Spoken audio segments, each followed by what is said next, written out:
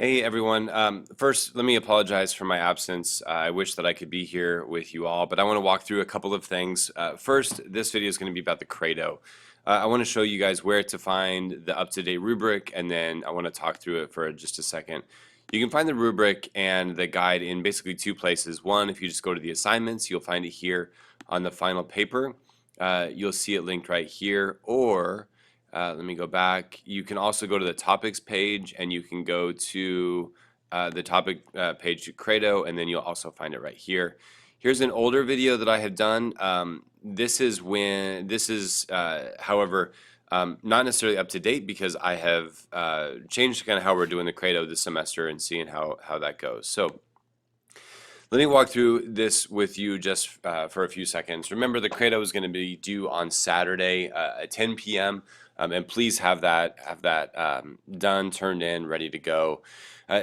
My goal is that you have already written probably 70 to 80% of this, and so this week, while I am out, you'll have the opportunity to spend class time writing. If I were you, I would read over this. Pay special attention to the formatting here. Remember, 12-point font, Times New Roman, 1-inch margins. I do use a ruler to check this, and I also check the font as well. It needs to be typed, double spaced, and there is a 10% deduction for each error up here. So page limit, it needs to be at least 10 pages. I really think that you guys are going to be more than equipped to write that. So please be very mindful of that, and then also the grading. It's a personal essay, and I am not going to grade you right here on what you believe, but rather how much care and attention you give to expressing what you believe. I think that that's really the core of what this paper is about, is taking the time and the energy to really go into detail and to explore kind of your own self, and to unpack really how you think about some of the questions that have been essential to humanity for such a long time. Remember, your first section should be about your primary narratives or traditions. You don't have to answer all of these questions. They are simply here to help give you some like a diving board to jump off into a larger section of the paper. They will, though, really help you if you outline what you are going to say. So first, what are your major traditions or narratives that shape your identity? Remember, if I were doing this, I would talk about the Christian tradition. That is one of the major traditions that shape who I am. I would also talk about perhaps my academic history. I am deeply, deeply indebted to my academic study of religion, and that has thoroughly shaped my identity, who I am, and what I do.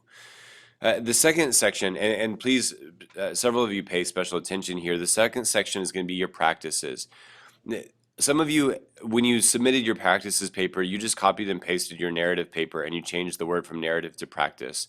That really is not acceptable because you're not getting at the core of what McIntyre or Wilson are arguing. A narrative is a larger, more broad tradition, like America or like Christianity, or even if you need to say this, your family, your education, your church, and then the practices. These are not the major traditions, but these are the things that you do that shape your identity. So if I were going to do a paper on the practices that shape my identity, I would have so many different opportunities. I would talk about a practice of even just playing with my daughter. Like, that's a practice. I would talk about reading. I would talk about like the ongoing academic discussion that I do just in my own personal time of reading theology, trying to understand theology, talking about what I read with my wife and with other theologians. But so the practices are things that you do. If you're saying that your family is a tradition, then your practices paper needs to identify, well, what are the things that your family does that shape who you are? The third section, so remember, for McIntyre, we do narrative shapes practices, practices then shape belief. Here is where you start to get to the core of what you believe in this paper. And so most of your papers were really quite strong on your God section. You don't necessarily have to answer all three of these questions. However, I think that it would be helpful to get you thinking about how you want to talk about God. You're going to see now that I have a few of these sections that are in like a lighter gray. These ones are not necessarily required, but if you want to go into some of these, feel free. I think that these will help guide and shape again the larger part of your credo, but also provide a little bit more depth too. So if you want to do a short paper on creation, that's great. Yeah, I encourage it. I think that in my own life, taking Christian theology seriously has made me take environmental issues very seriously too. The paper that you guys turned in just last week is a paper on humanity.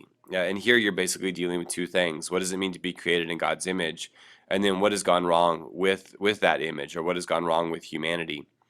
This should be a pretty thorough paper, because what you're doing is you're setting yourself up for these final two sections. Yeah, if you identify as a Christian, or if you look to Jesus in some sort of way, as a moral leader or as a religious leader, as one by whom God is bringing about salvation, then you're going to want to deal with Jesus here. In a sense, like, who was he? And then secondly, like, why was he significant? You'll probably want to reference some of Athanasius, or some of the other great thinkers who your textbook references. And then finally, where a lot of you guys are going to want to go is why does Jesus matter? What's the solution to this problem that you've identified up here? And so Christians identify, or they use this word sin to talk about the problem. So they also then use the word salvation to talk about the solution to that problem. And so what is it? How can your problem here be solved, or be mitigated, or be righted, if you will? And so you'll want to explore some of these questions. The other thing that I'm going to do is I'm going to have you guys watch a video, since we weren't able to do this in class because of my absence. I want to make sure that you guys are fairly prepared for this section of your final paper. Now, if you guys do want to add some of these other sections, that is more than welcomed. In fact, it's somewhat encouraged. If you want to talk about the Trinity, or the Holy Spirit, the church, the sacraments, these are all chapter titles of the book that we just simply don't get to. A lot of you guys also might want to finish your paper here by talking about the right way to live. How do all of these beliefs shape your actions? What does it mean to live Christianly? What does it mean to love God and love other people? And this is always a fun paper to write. Now, let me help some of you guys here. If you do not consider yourself a theist, I would keep watching. If you do, you guys can turn the video off and get back to work. So if you don't consider yourself a theist, that does not mean that you don't have any beliefs. In fact, that's kind of a cultural or a modern misconception, especially in America. Because a lot of people who are atheists, or everybody who is atheist, or who does not profess a belief in God, they still believe in several things. And so if this is you, I really want you to explore a lot of the things that you do believe, the things that you find very kind of near and dear to your own identity. Your first two sections of the paper should be very similar. And so what you will want to do is you will begin your paper with these two. And let me copy and paste this right down here for you. And you'll start by talking about your major narrative or tradition. Then you'll go into the major practices. And then you have the opportunity to kind of go wherever you would like to go. Some of you will want to talk about morality. What do you believe is the right way to live? What are the beliefs that shape your actions? Another fun section that I like to read is truth.